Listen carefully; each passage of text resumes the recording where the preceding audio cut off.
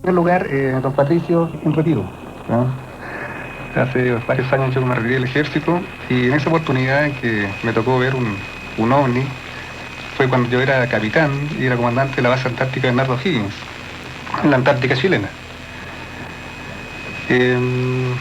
Yo había leído lo que lee el común de las personas sobre los ovnis, ¿no? No estaba mayormente preocupado sobre ellos. Sí, siempre con la inquietud esa de que de alguna vez tratar de ver estos aparatos.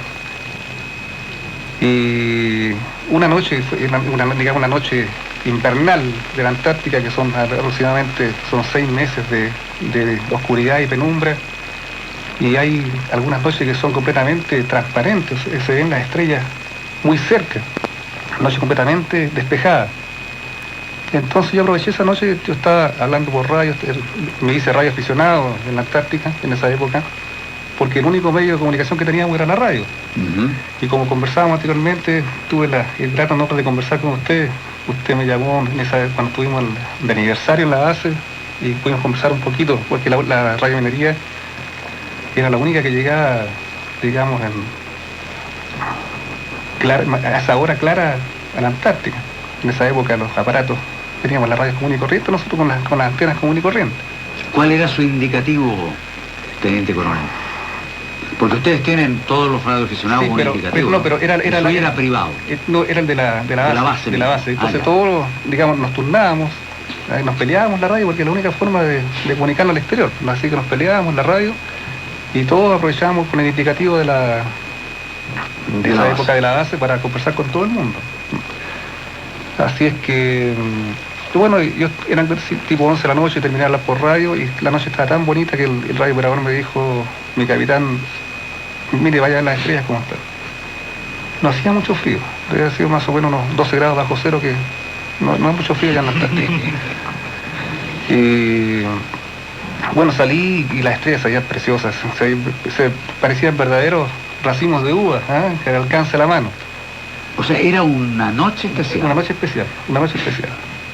Hasta que yo salí, me di la vuelta, fui hacia el lugar donde están los estanques de combustible, que es una parte más plana. También es más difícil, digamos, caerse ahí porque frente a la base había mucho hielo. Entonces me puse a ver las estrellas, a ver si podía reconocer alguna constelación. Cuando de repente estaba mirando hacia... A ver... Es difícil ubicarse, claro, hay poca referencia. Hay poca referencia, era más o menos hacia hacia el oeste, al oeste, suroeste. Entonces, de repente vi una luz, digamos, del porte más o menos de una pelota de tenis, alargada, que apareció desde mi horizonte visual, apareció desde de mi derecha, y pasó rápidamente y se detuvo frente a mí. Frente a mí, pero a una altura increíble de haber sido, porque se veía un porte, como lo digo yo, de una pelota de tenis alargada así. Pero dando la sensación que sería un cuerpo enorme. Claro, a la altura que debe haber ido. Ya.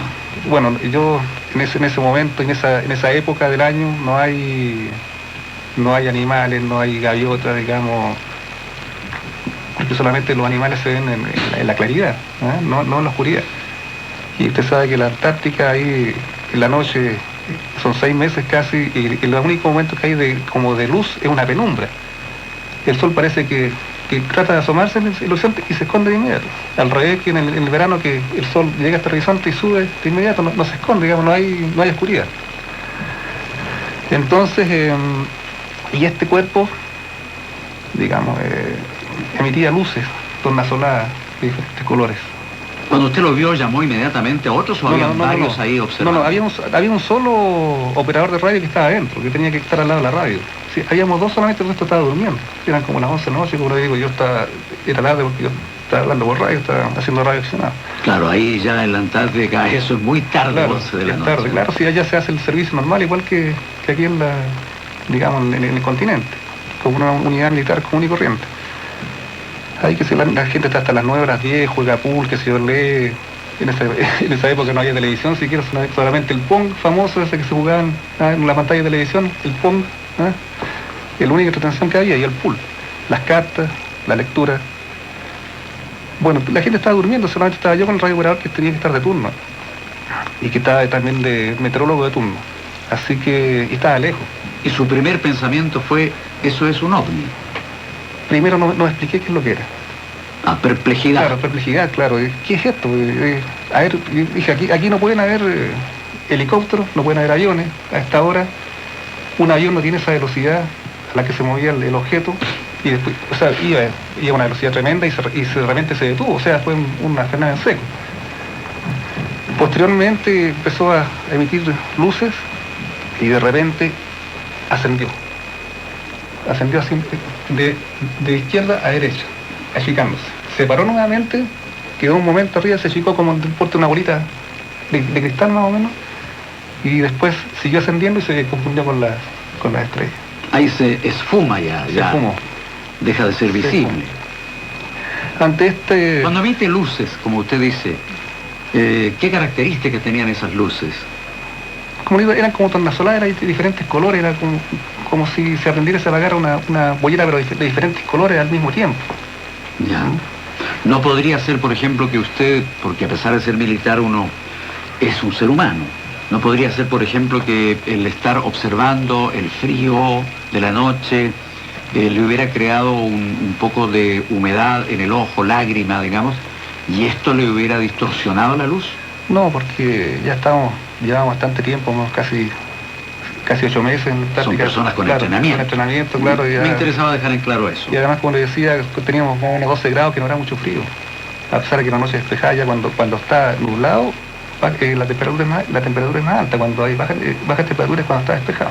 Que son muy pocos días que está completamente despejado, noche en ese caso. ¿Y qué hace en ese momento usted?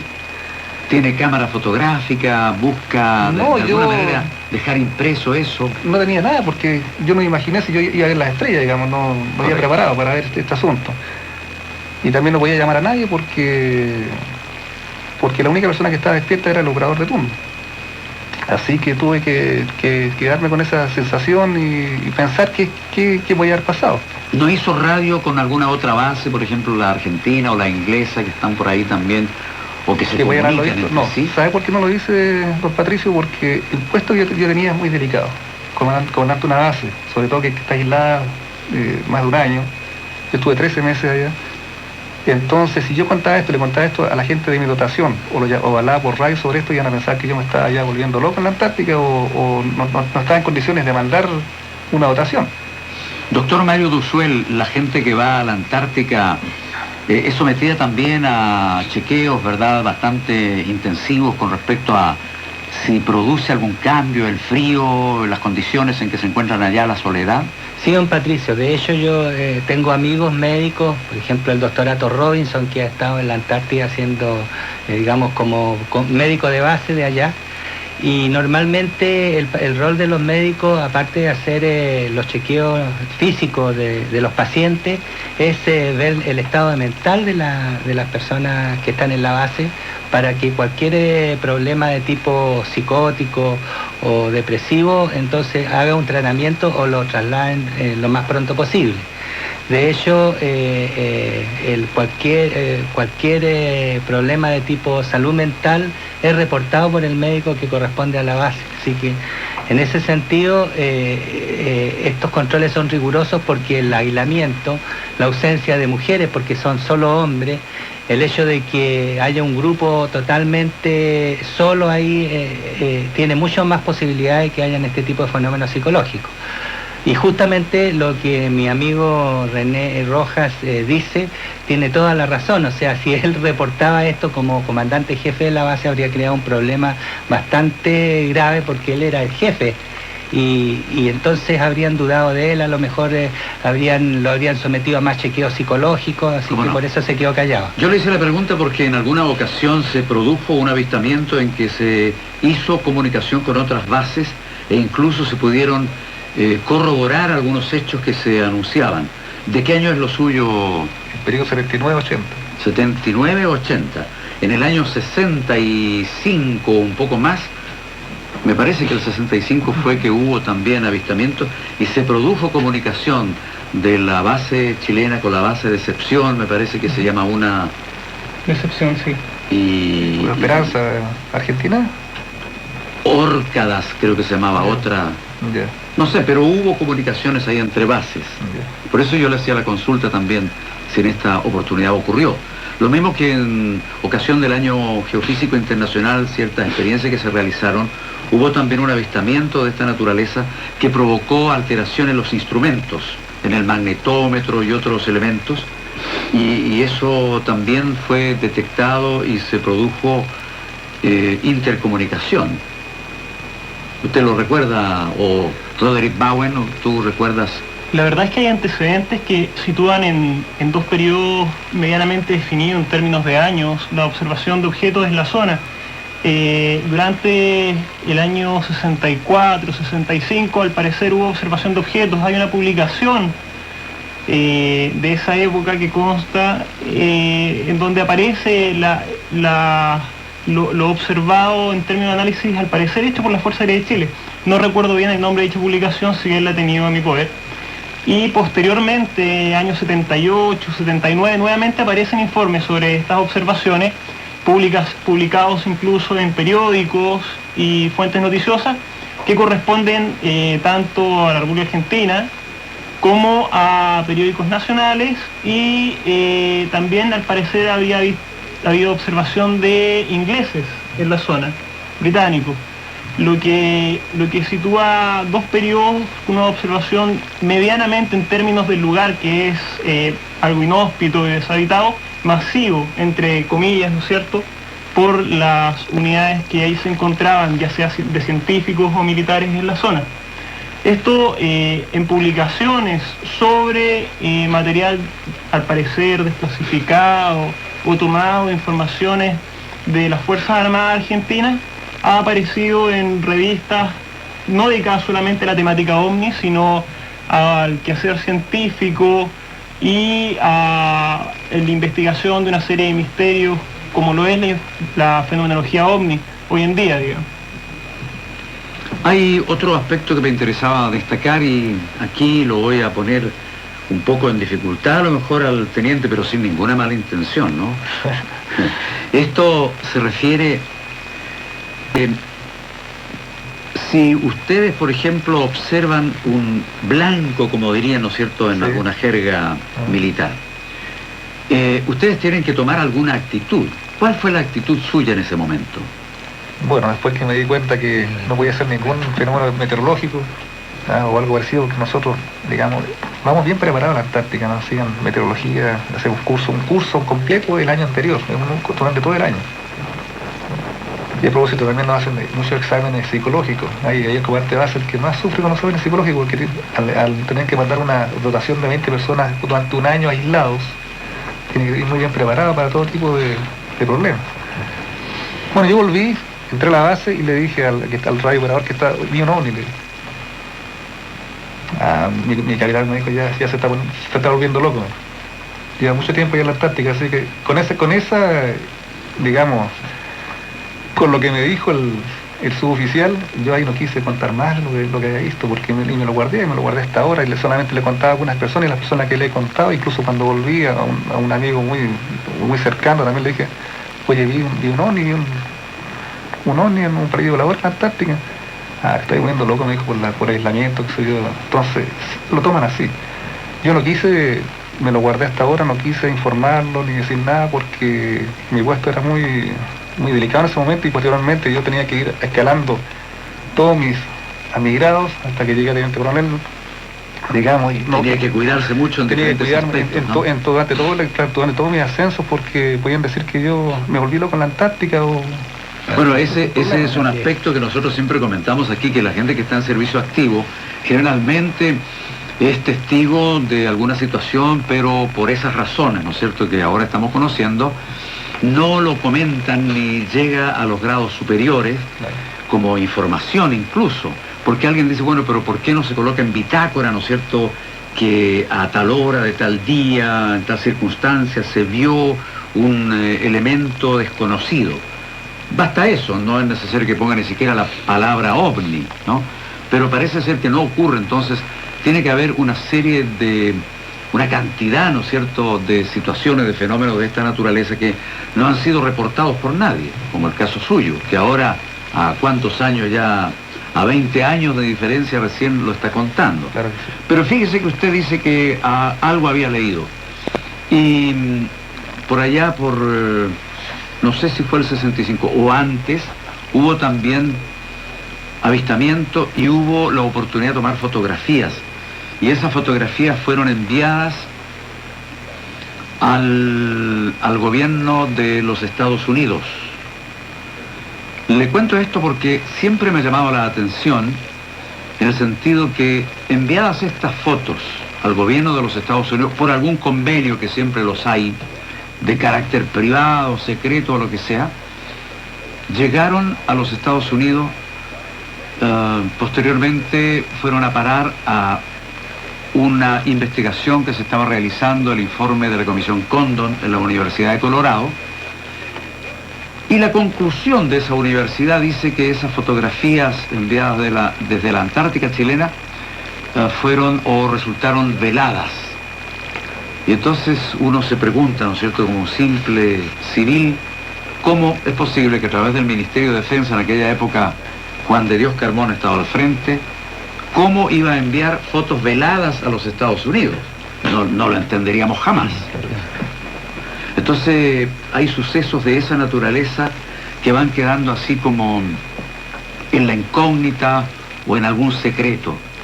¿A ustedes no le habían hablado? Porque usted, si lo hubo, un compromiso de ese aspecto, ahora usted puede contarme. No había ninguna advertencia, nada. De nada, ¿no? Yo sí hubiese visto, digamos, nosotros estamos bien entrenados. Si hubiese visto, digamos, que si se hubiese tratado de un avión o de cualquier otra cosa, me habría dado cuenta de inmediato, pero imagínense la velocidad que lleva este objeto. ¿Cómo pudieron calcular la velocidad? ¿Hacia ojo nada más? A ojo solamente. Ya. A ojo solamente, pero una velocidad, como le digo, que no se puede medir. ¿Había elementos, por ejemplo, ahí, no sé, se me ocurre, de radar, supongamos? No. Nada. Solamente las antenas de la radio. Si en esa época estábamos nosotros muy en pañales con respecto a las comunicaciones, eso no se nos iba a perder una radio y quedamos completamente aislados. O una antena, la antena común y corriente, también vertical. Ahora, aparte de esa oportunidad, usted me imagino que quedó bastante sorprendido un poco, ¿no es cierto?, golpeado por la situación que vivió, y como una persona muy racional, me imagino que después buscó a otras personas que hayan visto algo similar para tranquilizarse, ¿no?, porque eso es lo que ocurre. Y tuvo oportunidad de conocer otros hechos de otra gente de cuerpos armados o de su propia... No, de las Fuerzas Armadas no, ni de Ejército tampoco, solamente en la parte particular. Después que vi eso, ya me interesaba, pero no digamos en gran forma el asunto de los ovnis. Pero a partir de ese momento yo volví al continente y empecé a leer, qué sé yo, y a interesarme, de época que soy un fanático de la ufología.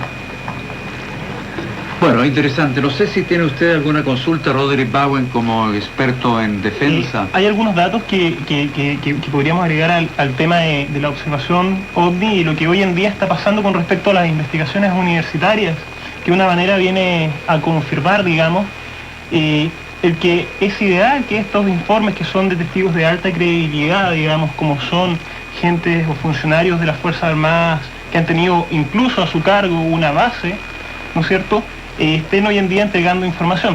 Es así, por ejemplo, que en la Universidad de Stanford, en California, Estados Unidos, se ha realizado un cónclave, digamos, de investigación, el primero después de 1970, relativo al análisis científico de los antecedentes proporcionados por la investigación del fenómeno OVNI, y han concluido en cosas bastante interesantes. Por ejemplo, que el problema OVNI no es sencillo y es improbable que haya una respuesta simple y universal. Siempre que hay observaciones inexplicadas, existe la posibilidad de que los científicos aprendan algo nuevo, digamos, estudiándolas. Los estudios deben concentrarse en casos que incluyan la mayor evidencia física independiente que sea posible. El contacto continuado entre la comunidad ufológica y los investigadores físicos podría ser productivo. Es deseable la ayuda institucional, esto es de gran valor, digamos, al mencionarlo, si tomamos en cuenta las experiencias que puedan existir dentro de los organismos armados, la ayuda institucional para investigar en esta área.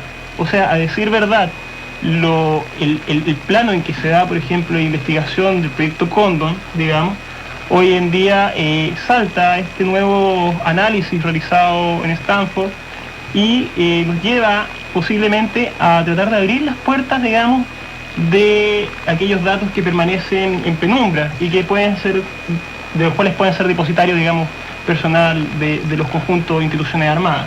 Roderick, esto lo debo entender, o quienes nos estén escuchando, como que la Universidad de Stanford está continuando haciendo una segunda parte de la investigación que hizo la Universidad de Colorado en el proyecto Condon, y tal vez con una mejor intención, porque la otra no me pareció muy seria, debido a que incluso el gobierno de Brasil les entregó también algún material que ellos desconocieron.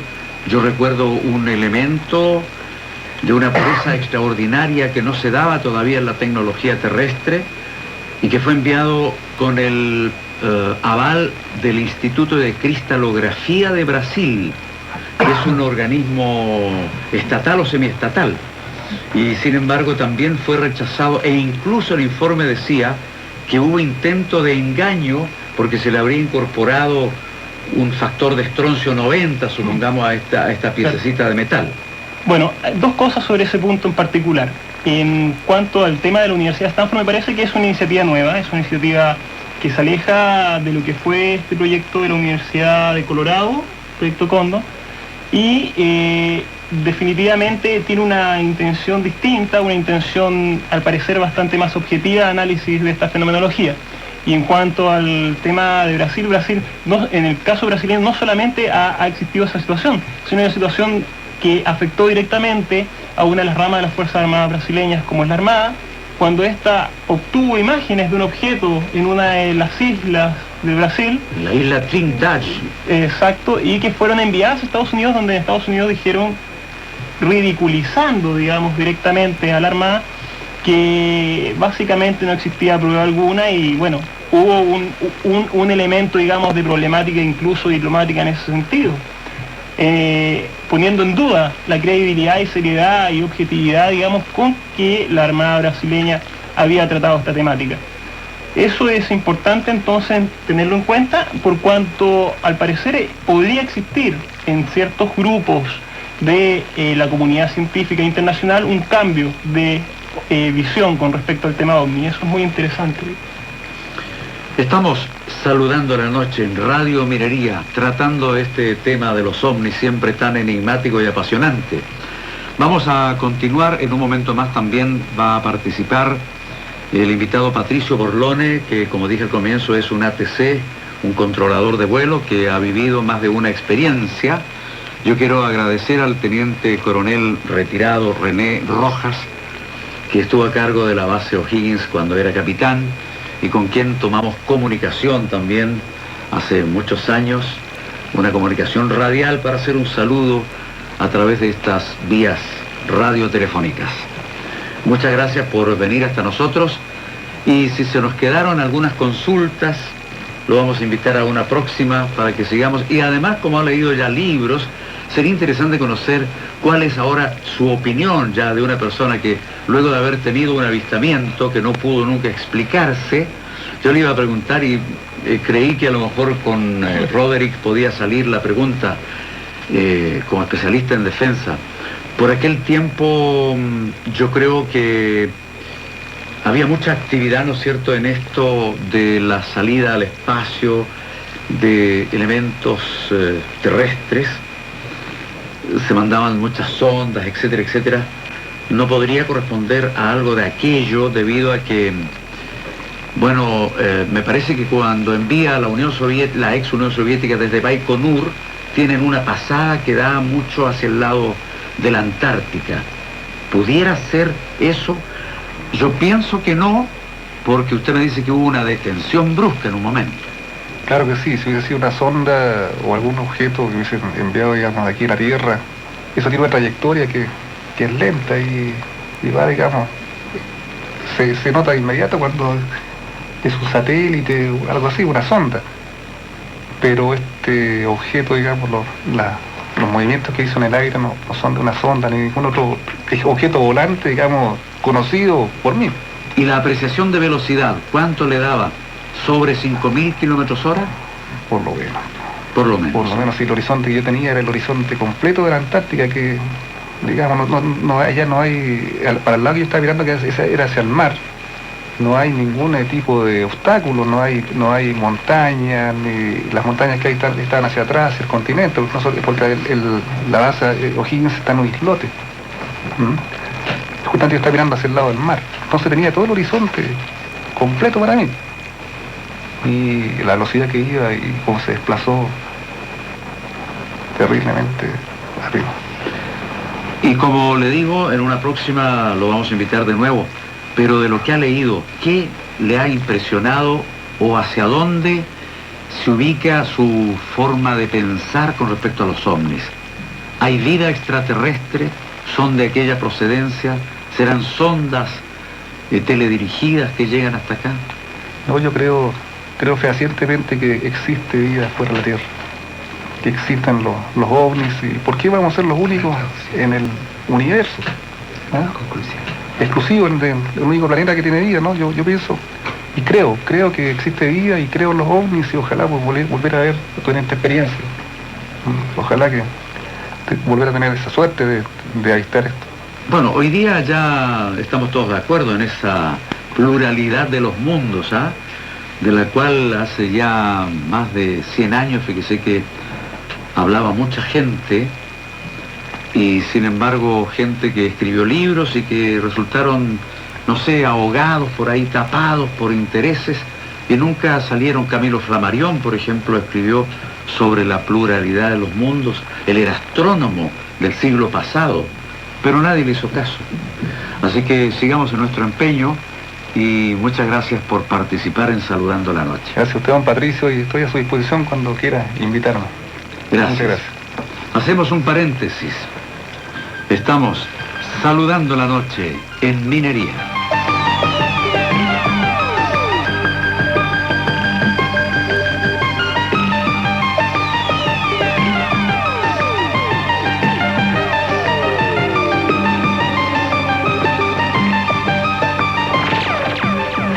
Continuamos Saludando la Noche en Minería y ofreciendo estos temas de conversación. Lo del lunes es siempre lo más importante, la serie Mundo Espacial, ovnis, posibilidades de vida extraterrestre, la conquista del espacio por el hombre. Algunas novedades recientes. En libros apareció este de Patricio Borlone, a quien tenemos de invitado, Cuentos y relatos del aire al mediodía. Un título muy poco común, Cuentos y relatos del aire al mediodía.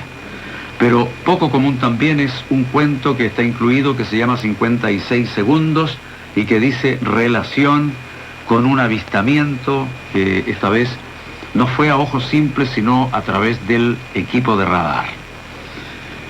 Y otro libro de reciente aparición es este, fuerte como título, Las matanzas de Jehová, el extraterrestre.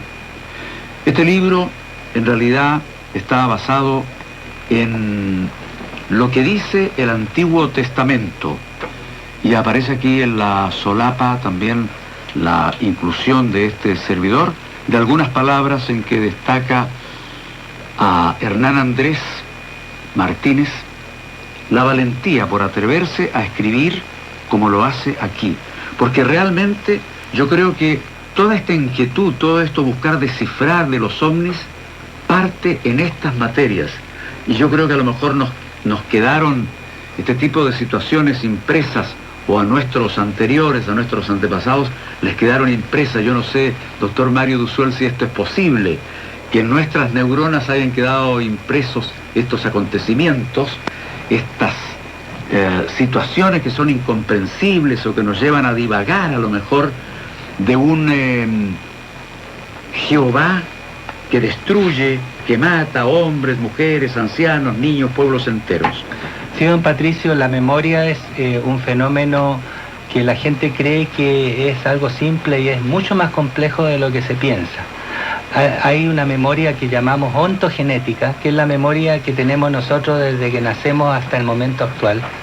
Pero hay una memoria filogenética, que es la memoria primitiva de la historia de de la especie. Esta memoria muchas veces que reside en células como las del arquiencéfalo, que es el cerebro primitivo, después a partir de ese arquiencéfalo se forma el neocórtex, que es el cerebro más nuevo.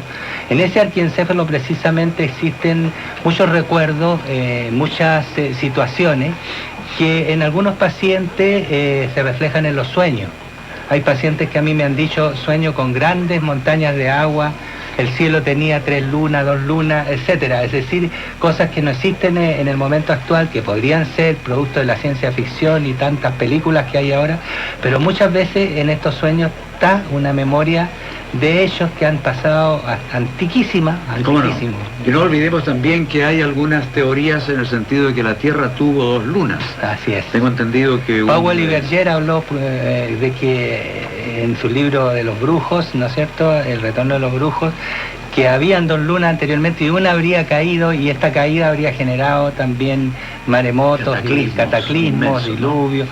Y hay un astrónomo, Horviger, que escribió con bastante base como astrónomo la posibilidad de esa existencia de 2 lunas en otros tiempos. Ahora, pero como esto ocurrió a lo mejor hace millones de años, ¿puede eso llegar a la neurona de un ser humano que a lo mejor en la Tierra apareció hace nada más que 100.000 años, por darle una cifra un poco más larga de la que aceptan oficialmente como algo así de 20 o 25.000?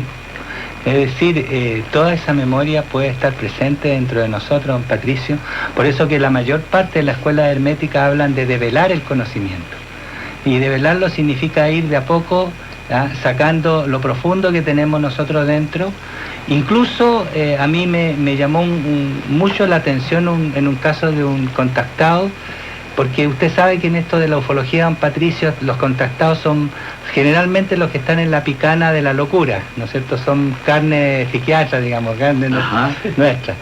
Sin embargo, a veces uno ha visto contactados que son realmente sinceros y que entran en un estado de mediunidad muy especial de conciencia, y que ellos en un estado especial de conciencia perciben ciertas situaciones a nivel del pasado filogenético o a nivel de lo que puede ocurrir en el futuro, y pueden sacar a luz cierto tipo de conocimientos que muchas veces después ocurren, ¿ya? Y esto hace que uno vea que la memoria no siempre es un fenómeno sencillo, sino un fenómeno muy complejo, y que en la ufología mucha gente como Hurtas, por ejemplo, y otros han estudiado, digamos, que una manera de contactarse es trabajando este estado de conciencia. Y bueno, y al preguntarle, don Patricio, a este contactado a qué distancia están estos seres, estos ultraterrestres, como dice Hurta, o estos extraterrestres de nosotros, la respuesta que él recibía de estos seres es que a la misma distancia que estás tú de ti mismo. Es decir, claro, si yo llego a mí mismo, ¿no es cierto?, a conocer incluso el genoma, como yo pueda manipular ese genoma para vivir 600 años si quiero, ya yo me estoy conociendo, pero no nos conocemos ni siquiera a ese nivel tan físico, tan biológico, y menos a nivel de esa memoria que usted habla, don Patricio. Ahí es cuando se está hablando de la posibilidad de que el ser humano viva en 2 dimensiones a la vez. En múltiples dimensiones. O múltiples. Yo digo 2 porque una sería, ¿no es cierto?, la que nosotros conocemos, la parte física, lo poco que nos podamos conocer, y la otra, ¿no es cierto?, que tiene una calidad de materia sutil que es difícil de explicar, pero que puede estar en el pasado y en el futuro, por decir algo, y que explicaría de aquellas personas, ¿no es cierto?, que son contadas con los dedos de la mano históricamente, que son capaces, vamos a decir, de un Nostradamus, que son capaces de anticipar hechos que posteriormente ocurran. Justamente, situaciones de otra naturaleza. Justamente, don Patricio, en este campo de la ufología, yo he encontrado se lo voy a confesar aquí al aire, me he encontrado con gente que me ha dicho, mira, recibí el mensaje de que tal cerro a tal hora y tal día va a aparecer tal cosa. Por poner un ejemplo claro, ya subir a tal cerro, a las 10:30 va a haber un encuentro. Y yo me he reído como médico, psiquiatra, científico ahí, diciendo, este es una volada imaginativa de este personaje, y he subido al cerro y he visto la luz, he visto cómo esa luz se divide, y justo lo que había predicho. Y entonces ahí uno descubre que lo mismo que le pasó acá al teniente coronel René Rojas, que él hasta ese momento tenía toda su vida como cuadradita, todos los militares la tienen todo ordenadita y de repente se le ve uno de estos aparatos, estos ovnis, y le rompe el todos esquema. los paradigmas se le destruyen, y entonces, como dice Vallée, que es uno de los franceses que investiga mucho esto, Jacques Vallée dice, se le rompe todo el sistema estructural de la mente y tiene que entrar en otro estado de conciencia para la investigación. Y que es bastante delicado, ¿no? Porque la propia persona se cuestiona. Hay un Entonces, autocuestionamiento. está bien que lo cuestionen los demás, pero que uno se tenga que cuestionar a sí mismo es bastante delicado y difícil. Claro, y le ¿no? cuento esto, don Patricio, porque nosotros con Roderick estuvimos el sábado en la noche en un lugar que se llama el lago Rapel, porque ahí teníamos información que había alta incidencia de avistamiento. Entonces fuimos a esa zona caliente con todos atriles para sacar películas y todo.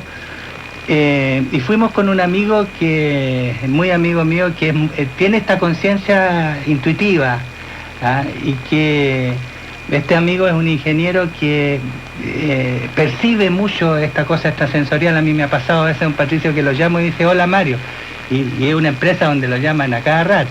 Él sabe que lo estoy llamando en ese momento, y me dice, hola Mario, y yo le dije, ¿cómo supiste que era yo? No, si recibí la información que tú me estabas llamando. Entonces este niño, Nelson Castilla se llama, me dijo, no va a pasar nada, me dijo aquí, vámonos mejor. Y no pasó nada. Entonces ya no es solo buscar, don Patricio, sino cómo voy a buscar.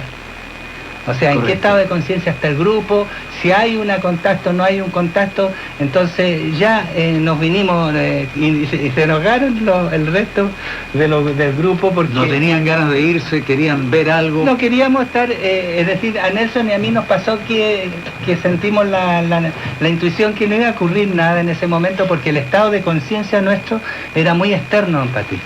Ya. Pero en otras ocasiones que a mí me ha tocado tener contacto en otro estado de conciencia, incluso con ayuno, incluso con pranayama, como dicen los hindúes, y en estado especial, hemos tenido realmente contacto. Qué bueno que esa parte del tema lo trata un médico psiquiatra, porque si fuera otra persona dirían, se nos está escapando uno de los panelistas. Don Patricio, cuando yo estoy hablando permanentemente me estoy cuestionando, ¿estaré para clínica? ¿Estaré para una clorpromacina? Bueno, pero estamos con el ATC. Y mucha gente a lo mejor se preguntará, ¿un ATC exactamente qué es, estimado Patricio Borlone? La sigla ATC es, en inglés, lo que correspondería al controlador de tránsito aéreo, Air Traffic Controller. Y eso es lo que ha sido mi profesión durante toda mi vida, por largos 40 años.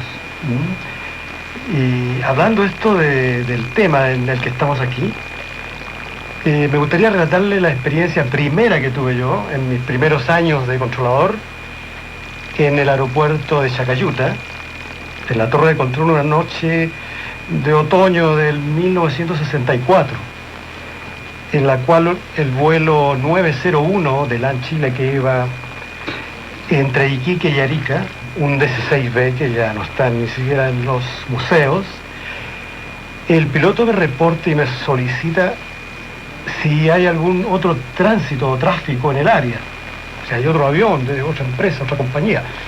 Y yo le respondo que no, que negativo, que no existe. Y entonces él me insiste que hay un tráfico que está cerca de él, que ve una luz, y yo le digo que espere un momento y me comunico con la base de Antofagasta, la parte militar, luego con Iquique. Y recuérdense que estamos hablando de 1964, en que las comunicaciones eran un poco pobres, no los adelantos actuales que existen. Entonces las bases me indican que no hay ningún avión militar volando. El piloto, no recuerdo su nombre, pero quedó todo escrito, observaba una luz a unos 3 kilómetros a su derecha hacia el este y lo veía la tripulación y los pasajeros. Era una luz que lo seguía a la misma altitud. Luego, cuando estaba más cerca de Arica, me llama pidiendo un descenso del nivel que traía. Esa zona estaba cubierta con estratos cúmulos, que son nubes medianas, con unas bases entre 600 y 800 metros. Y cuando la aeronave sale de la capa nubosa, me dice, estoy en condiciones visuales, sea, contacto, él veía la ciudad, las luces de la ciudad, porque eran las 11 de la noche, y me dice, aún tengo esta luz extraña a mi derecha, y estaba todo el pasaje, todos los pasajeros, no sé cuántos serían, 40 o 50 personas que viajaban, lo estaban observando. Entonces, para yo tener una idea, al estar cerca de la ciudad de Arica, le pedí que encienda sus luces de navegación, sus luces de aterrizaje, que son 2 focos que van en el ala. Y con los lentes especiales de larga vista que había en ese instante, pude observar, detectarlo dónde estaban sus 2 luces de aterrizaje, y corriéndome un poco hacia mi izquierda, a la derecha de él, observo una luz entre naranja y amarillo claro, la que en ese instante avanza, desciende un poco bajo las luces que yo veía y tiene un ascenso rápido perdiéndose en la nubosidad. Entonces en ese instante le pregunto yo, ¿tiene a la vista la luz? No, me dice, en este instante ya desapareció de mi vista. Bueno, ese es un caso que me sucedió, que lo encontré, fue mi primera experiencia. Luego la tripulación hizo una serie de declaraciones en el aeropuerto, hubo anotaciones en el libro de novedades, hubo un artículo en el diario La Concordia, ya desaparecido en Arica, en el cual se relataba todo este hecho curioso para esa época. 2 preguntas. ¿El ATC pertenece a qué organización? Pertenece a la Dirección General de Aeronáutica Civil. Civil. Civil, sí. O sea, ustedes ¿no tenían ustedes alguna ordenanza, digamos, de no informar algunas situaciones de esta naturaleza? Sí. En esa época, en el año 1964, nos limitamos a guardar la información, y 2 o 3 días después llegó una comisión de oficiales de la Fuerza Aérea que se llevaron fotocopias del libro de novedades y esas cosas, que yo después, posteriormente, nunca supe qué resultado tuvo, pero estoy hablando del año 64, y en esa época ya la Fuerza Aérea tenía cierto interés en este tipo de hechos. Roderick, ¿alguna consulta? Sí, quisiera acotar algo más. Bueno, dentro de una de las investigaciones que ha sido desarrollada en la zona central, localidad de Jahuel, cercanía de San Felipe, uno de los datos interesantes con respecto a lo que son los desarrollos de investigación por parte de la Fuerza Aérea, al parecer, sobre la fenomenología OVNI, lo recibimos hace algunas semanas con respecto a que por la época aproximadamente de 35, un poco más de años quizás, sí se había desarrollado un cierto rango de investigación en términos de que nos comentaba el administrador de un hotel de la zona que en una meseta que es conocida como la meseta de Alto Jahuel, una meseta en donde ha habido constantemente avistamientos, habría sido realizada una investigación a pedido de él por la Fuerza Aérea en esta época, digamos, en donde incluso se habría enviado un helicóptero con el personal a realizar los estudios necesarios en la zona. Esta investigación nos viene a confirmar en parte, digamos, lo que fue la tónica, digamos, del proceso investigativo que pudo haber sido llevado en la época por la Fuerza Aérea de Chile con respecto a la fenomenología OVNI, y que tiene, digamos, relación directa con lo que ocurrió también en el caso de don Patricio, en términos de que nunca hubo un pronunciamiento en función de lo que había sido hasta ese momento analizado, digamos, ni para quien había informado como era el administrador de este hotel en aquella época, que aún lo es hoy en día, y ni tampoco para don Patricio. O sea, en este sentido nos encontramos directamente relacionados con una casuística que es muy interesante de tomar en cuenta con respecto a los procesos investigativos de las instituciones armadas en Chile. Bueno, aquí viene muy justo que digamos que el doctor Mario Duzuel es el civil que pertenece al CEFA, este organismo que ahora está encargado de hacer todo tipo de investigación sobre la materia, recopilar datos, porque no solamente tratan los hechos de este momento, sino también revisan algunos que históricamente han ocurrido y que pueden aparecer por ahí en algunos archivos. Así es, don Patricio. Bueno, justamente a don Patricio Borlone lo conocí en la Escuela de Aeronáutica, justamente cuando estamos con el general Bermúdez examinando esta foto que usted ve acá, don Patricio. Hay un helicóptero y sobre él se ve un elemento extraño Esa es la base aérea de Colina, don Patricio, donde uno de los familiares, donde Hay están soldados todos en formados los formación militares, claro, sobre el helicóptero, se ve un aparato que usted lo está viendo ahí. ¿Cómo no? A Y- cielo despejado total. Claro, entonces fuimos a la computadora donde estaban en la escuela el escáner, ¿no es cierto?, a escanear, a agrandar esta imagen y todo, y de pronto me hallo un señor que está a mi lado, que dice que él hace clases en la escuela y que también tiene experiencia y que ha escrito un libro, y ahí conocí a un Patricio Borlones, justamente analizando esta foto de un ovni ahí en el CEFA.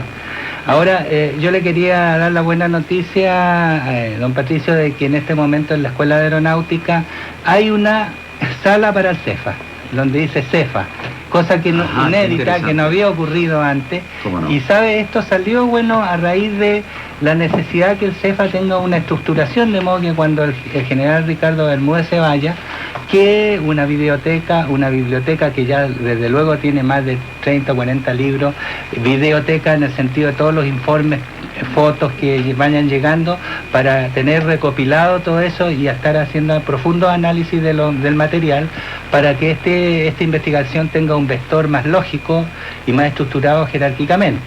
Y eso es lo que está trabajando el CEFA en este momento, incorporando a todos los elementos técnicos posibles para que esta investigación tenga un alto nivel.